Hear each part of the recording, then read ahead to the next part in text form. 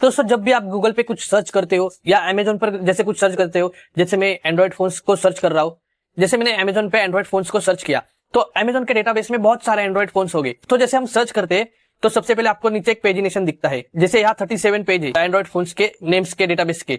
Means आप जैसे ही search करते हो तो आपको एक ही पेज पे पूरे एंड्रॉइड फोन्स का लिस्ट नहीं दिखाता। तो सबसे पहले वो फर्स्ट पेज पर कुछ 10 एंड्रॉइड फोन्स दिखाएगा, फिर आपको बोलेगा नेक्स्ट पे क्लिक करो, फिर सेकंड पेज आएगा तो उस पे 10 होंगे। तो इसी कॉन्सेप्ट को हम डेटाबेस में यूज करने के लिए लिमिट ऑपरेटर का यूज करते हैं। तो देखते हैं एग्जांपल से।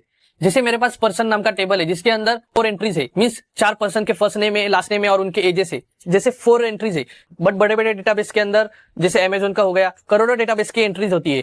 तो जैसे हम सिलेक्ट स्टार फ्रॉम टेबल का नेम करते तो वो एक साथ करोड़ों एंट्री दिखाएगा, बट हमें वेबसाइट के पेज पे एक साथ करोड़ों फोन्स को नहीं देखना। जैसे हमने अमेजोन पे देखा कि सबसे पहले पेज पर 10 एंड्रॉइड फोन्स आ गए, फिर सेकंड पेज पर 10 एंड्रॉइड फोन्स आ गए।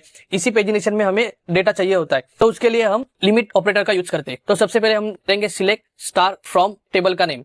जैसे ये क्वेरी हम एंटर करते तो हमें टेबल में जितने भी डेटा थे वो सब आते हैं, बट जैसे मुझे अभी इस 4 डेटा में से फर्स्ट 2 डेटा चाहिए तो क्या करेंगे, हम टेबल नेम के आगे एक सिंपल सा लिमिट ऑपरेटर लगाएंगे और जितने डेटा चाहिए वो नंबर लिखेंगे। सिंपली मुझे अभी 2 ही डेटा चाहिए और सेमीकोलन लगाएंगे।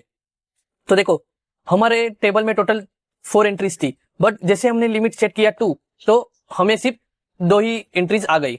सेम वैसे ही अगर हम यहाँ लिमिट को 3 सेट करेंगे और एंटर करेंगे तो हमें सबसे पहले जो टेबल में से सबसे पहले जो 3 डेटाज है वो आएंगे। अब पेजिनेशन में सिस्टम कैसे होता है कि फर्स्ट पेज पे 10, फिर सेकंड पेज पे अगले वाले 10, तो वैसे ही हमें अगले वाले 10 डेटास को शो करने के लिए एक ऑफसेट नाम का ऑपरेटर है उसका यूज करेंगे। तो ऑफसेट ऑपरेटर करता क्या है कि हमें जहां से भी डेटा चाहिए वो वहां से जितना लिमिट सेट किया है उतना डेटा देंगे। जैसे मैंने यहाँ लिमिट 3 सेट किया है, मीन्स ये टोटल 3 डेटा हमें देगा, बट हमें कहां से डेटा को काउंट करना है, तो जैसे मुझे जॉन से डेटा को काउंट करना है तो हम इसका इंडेक्स नंबर देंगे। इंडेक्स नंबर आपको मालूम है 0 से स्टार्ट होता है, तो जॉन का इंडेक्स नंबर 1 रहेगा, तो हम सिंपली ऑफसेट लगाएंगे और वहां 1 देंगे। मीन्स ये फर्स्ट से चालू करेगा, इंडेक्स नंबर फर्स्ट से काउंटिंग चालू करेगा और हमने यहाँ लिमिट 3 सेट किया है, मीन्स वहां से वो 3 डेटा को देगा। जैसे जॉन 1 हो गया, सेकेंड जॉन हो गया और मोनिक 3 हो गया, मीन्स ये 3 लिमिट। तो हम एंटर करते हैं तो देखो उसने जॉन से काउंटिंग चालू किया क्योंकि हमने ऑफसेट 1 सेट किया था। अब सेम वैसे ही अगर हमने ऑफसेट 2 सेट किया, मीन्स ये कहां से काउंट करेगा, इस जॉन से काउंटिंग करेगा।